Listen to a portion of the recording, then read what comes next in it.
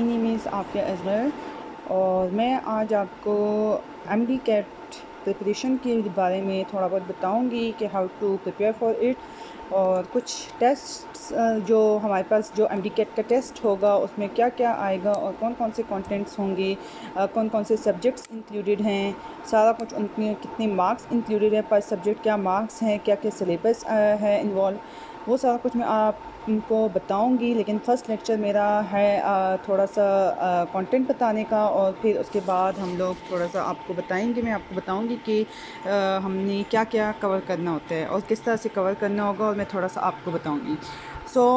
सबसे पहले तो मैं आपको बता दी हूँ कि हम अगर एमडी कैट को प्रिपेयर करते हैं, ठीक है, तो हमारे पास कितने सब्जेक्ट्स होते हैं। ठीक है, सबसे पहले हमारे पास होता है बायो, देन केमिस्ट्री, ठीक है, देन हमारे पास होगा फिज़िक्स एंड देन इंग्लिश। तो हमारे पास जो बायो का होता है वो हमारे पास होता है 80 मार्क्स का, जो केमिस्ट्री होगा वो 60 कंटेन करेगा, physics would be of 40 marks and English हमारे पास 20 मार्क्स का होता है। ठीक है, ये मैं आपको एमडी कैट की जो टेस्ट सीरीज़ हैं, जो हमारे पास उस वक्त टेस्ट आता है तो उसमें कितने % का कौन सा सब्जेक्ट होता है। ठीक है, तो जो बायो है इसमें टोटल हमारे पास होते हैं कुछ राउंड अबाउट 17 टॉपिक्स होते हैं। ठीक है, I just confirm it, 17 topics होते हैं। 17 में से जो सबसे पहले हमारे पास होता है सेल, ठीक है, सेल को लेते हैं हम।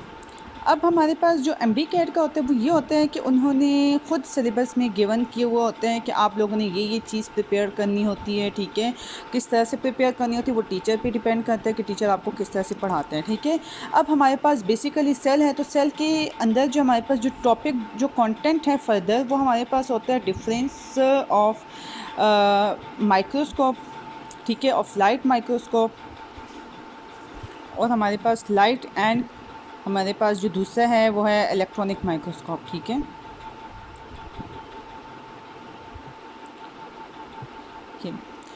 इसका जितना भी डिफरेंस है, डिफरेंस में हमारे पास दो चीज़ें आती है। इसकी मैग्नीफिकेशन देखेंगे हम, ठीक है, दूसरा हम इसका रेजोल्यूशन पावर देखते हैं। वो फर्दर जब हम डिस्कस करेंगे हम बताएंगे कि लाइट माइक्रोस्कोप में किस तरह से हम उसकी मैग्नीफिकेशन पावर क्या होती है, उसके हमारे पास रेजोल्यूशन पावर क्या होती है, डिपेंड करता है टाइप ऑफ लेंस किस तरह का यूज़ होता है। बीम ऑफ जो रेज़ होती हैं वो लाइट रेज़ यूज़ हो रही होती हैं लाइट माइक्रोस्कोप में, जो विजिबल लाइट्स होती हैं जो हमारे पास नॉर्मली हम यूज़ कर रहे होते हैं। ठीक है, जो हमारी कॉलेजेस वगैरह में होते हैं, जो यूनिवर्सिटीज़ लेवल पे जितने भी हमारे पास जो माइक्रोस्कोप्स होते हैं वो लाइट माइक्रोस्कोप होते हैं, क्योंकि ये हमारे पास नॉर्मल लाइट यूज़ करती है, विजिबल लाइट यूज़ करती है। इलेक्ट्रॉन माइक्रोस्कोप में हमारे पास ये होता है कि इसके अंदर जो होते हैं वो बीम ऑफ इलेक्ट्रॉन यूज़ होते हैं। इसकी मैग्नीफिकेशन पावर और जो इसका है रेजोल्यूशन पावर वो हम आपको बाद में बताएंगे। ठीक है, just here I am about to discuss about the content, क्या क्या डिस्कस करेंगे। ठीक है, फिर यहाँ पे हम आते हैं सेल्स। ठीक है, सेल्स में आते हैं प्लांट सेल्स हम देखेंगे। ठीक है, how it is difference the difference between the plant cells and the animal cells. ठीक है, ये आपका हो जाता है। फिर हमारे पास ये टोटल डिफरेंस हम डिस्कस करेंगे। डिफरेंस किस तरह से डिस्कस करेंगे, डिफरेंस में हम लोग देखेंगे कि अगर प्लांट सेल है, ठीक है, तो उसके पास इस तरह से क्या मौजूद है जो एनिमल सेल्स में नहीं है। ठीक है, लाइक हम इसमें देखते हैं कि इसमें सेल वॉल होता है, फिर इसमें नो सेल वॉल, ओके, फिर कंपोजिशन सेल मेम्ब्रेन आ जाते हैं, दोनों में है सेल मेम्ब्रेन। अब सेल मेम्ब्रेन किस तरह से दोनों में डिफरेंस है, ठीक है, इनकी compositions, this is most important thing that we should know about it. ठीक है, इन दोनों की कंपोजिशन का पता होना चाहिए क्योंकि मौजूद तो दोनों में है। फिर हमारे पास जैसे कि प्लांट सेल्स में हमारे पास क्लोरोफिल मौजूद है। ठीक है, एनिमल सेल में नो क्लोरोफिल। अब क्लोरोफिल का फंक्शन क्या है, don't go for about my writing, क्योंकि ये थोड़ी सी इसी तरह ही है, इसी तरह नहीं है, लेकिन अभी मैं जस्ट फॉर द रिकॉर्डिंग के लिए आपको दिखा रही हूँ। ठीक है, अब हमारे पास जो क्लोरोफिल है, व्हाट इज़ द फंक्शन, क्योंकि हर चीज़ का हम डिटेल फंक्शन ज़रूर बताएंगे, this is must be known. ठीक है, क्योंकि यही चीज़ है। तो क्लोरोफिल के अंदर हमारे पास डिफरेंट पिगमेंट्स मौजूद होते हैं। ठीक है, क्लोरोफिल में ये पिगमेंट्स ए बी जो पिगमेंट्स हैं, ये फर्दर क्या काम करते हैं, किस तरह से करते हैं। ठीक है, सेल मेम्ब्रेन में हम जो एनिमल सेल में हैं वो हमारे पास इसका है मोज़ेक मॉडल। दो मॉडल्स हैं एक्चुअली हमारे पास। ठीक है, लॉक एंड की मॉडल और फ्लूइड मोज़ेक मॉडल। ठीक है, fluid mosaic model and lock and की मॉडल। बेसिकली हम दोनों को ही डिस्कस करेंगे। ठीक है, क्योंकि each and every person should know both about them. ठीक है, अच्छा, फिर उसके बाद हमारे पास जो हैं वो यस प्रोकैरियोट्स।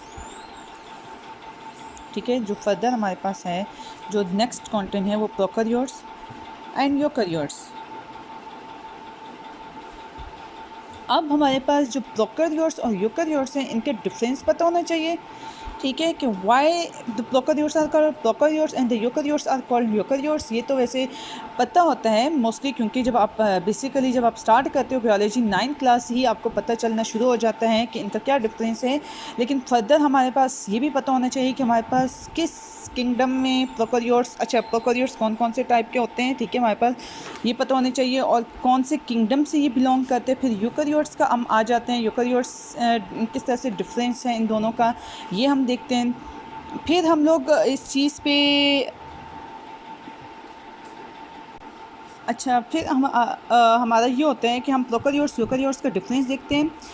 यूकैरियोट्स के अंदर यूकैरियोट्स को हम यूकैरियोट्स क्यों कहते हैं, इसमें ये हमारे पास डिस्कस करेंगे, क्योंकि जो नॉर्मली हम इंसान जो हैं, ठीक है, जितने भी मैमल्स हैं, जितने भी एनिमल्स हैं, जितना भी ये प्लांट्स वगैरह, ये यूकैरियोट्स सेल्स होते हैं। ठीक है, तो हमारे पास यूकैरियोट्स को यूकैरियोट्स किन बेसिस पे कहा जाता है, क्योंकि इसके अंदर जितने भी ऑर्गेनेल्स मौजूद हैं, ठीक है, हमारे सेल्स के अंदर ऑर्गेनेल्स होते हैं। ठीक है, ऑर्गेनेल्स वो जितने भी हैं वो मेम्ब्रेन बाउंडेड होते हैं, they all are membrane bounded. It's mean के समहाउ कुछ जो होते हैं वो हमारे पास सिंगल मेम्ब्रेन बाउंडेड होते हैं, लाइक जस्ट एक ही उनके ऊपर मेम्ब्रेन होगा, and other would be having double membrane bounded. ठीक है, लाइक दो लेयर्स होंगी, दो मेम्ब्रेन्स होंगे, दो मेम्ब्रेन्स में उनको कवर किया हुआ होगा, डबल मेम्ब्रेन बाउंडेड हमारे पास होते हैं। लाइक हम न्यूक्लियस को ही ले लेते हैं, माइटोकॉन्ड्रिया को ले लेते हैं। ठीक है, माइटोकॉन्ड्रिया हो गया, माइटोकॉन्ड्रिया हमारे पास हो जाते हैं, न्यूक्लियस हो जाते हैं।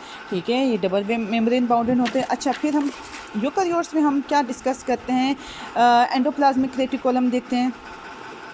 ठीक है, ये हमारे पास सेल्स में ही, वैसे तो सेल्स में ही आ जाएगा एंडोप्लाज्मिक ठीक है, हमारे पास आ जाएगा इसमें सेल की, जब हम detail structure of the cell करेंगे तो उसमें ये सारी ऑर्गेनेल्स हम पढ़ेंगे। ठीक है, एंडोप्लाज्मिक रेटिकुलम होता है। एंडोप्लाज्मिक रेटिकुलम के फर्दर दो टाइप्स होते हैं, rough endoplasmic reticulum, okay, and the smooth one endoplasmic reticulum. Now हम इनका भी डिफरेंस देखेंगे कि why rough endoplasmic reticulum is called rough and the smooth would called smooth. इसमें भी फर्दर आपको डिफरेंस पता चलेगा। ठीक है, क्योंकि यही वो चीज़ है जो कि हमारे फर्दर जो इम्पोर्टेंट थिंग है, लाइक क्योंकि हमारी बॉडी को प्रोटीन चाहिए होता है, और प्रोटीन किस तरह से बनता है वो इसका लिंक इनसे है, इनका लिंक किससे है, राइबोसोम से है। ठीक है, राइबोसोम्स जो है वो रफ़ पे अटैच होते हैं, स्मूथ पे नहीं अटैच होते। एक्चुअली ये जो स्मूथ और रफ़ का जो रिलेशन है वो ये है कि राइबोसोम्स के अटैचमेंट की वजह से होता है। ठीक है, राइबोसोम्स जिन एंडोप्लाज्मिक रेटिकुलम के साथ अटैच होंगे it would called rough endoplasmic reticulum, जिनके साथ नहीं अटैच होंगे it would called smooth endoplasmic reticulum. और राइबोसोम का ख़ुद का काम क्या है, ठीक है, प्रोटीन फॉर्मेशन में। ठीक है, प्रोटीन फॉर्मेशन। इसी तरह हम इनमें मज़ीद डिस्कस करेंगे गोल्जी अपरेटस। ठीक है, न्यूक्लियस को भी डिस्कस करेंगे, इनकी कंपोजिशंस पता होनी चाहिए, कितने परसेंट का क्या मौजूद होता है, percentage like carbohydrates, protein, lipids, इन सब की कंपोजिशन हम देखेंगे कि कौन सा ऑर्गेनेल किस चीज़ से बना होता है और उनका फंक्शन क्या होता है। Functions are most important thing. जो हमारे पास दो चीज़ें जो इन पे हमने बहुत फोकस करना है वो ये है, फोकस जिन जिन पे करना होता है वो एक तो इनकी कंपोजिशन पे फोकस करेंगे, दूसरा हमारे पास इनका स्ट्रक्चर तो हो जाएगा, अब फंक्शन या okay this function are so somehow related to each other, इसलिए इस बारे में भी हम डिस्कस करेंगे कि इसको किस तरह से रिमेंबर कर सकते हैं। ठीक है, क्रोमोसोम्स, डीएनए, हर चीज़ को हम डिस्कस करेंगे। फिर हमारे पास आता है सॉरी आएगा हमारे पास लाइसोसोम्स। ठीक है, फिर हमारे पास आएगा सेल मेम्ब्रेन को भी डिटेल स्ट्रक्चर करेंगे। ठीक है, साइटोप्लाज्म भी देखेंगे कि व्हाट इज़ साइटोप्लाज्म, साइटोसोल क्या होता है। ठीक है, और फिर इसमें हम ये भी देखेंगे कि माइटोकॉन्ड्रिया को क्या कहा जाता है, what is the other name of the mitochondria, और ये सारा कुछ हम डिस्कस करेंगे। So thanks to you and अल्लाह हाफिज़। फॉर द नेक्स्ट हम डिटेल स्टडी के लिए हम आपको एक और लेक्चर फिर रिकॉर्ड करेंगे जिसमें हम आपको ये सारा कुछ इन डिटेल बताएंगे। फ़िलहाल के लिए it's enough for today and thank you. अल्लाह हाफिज़।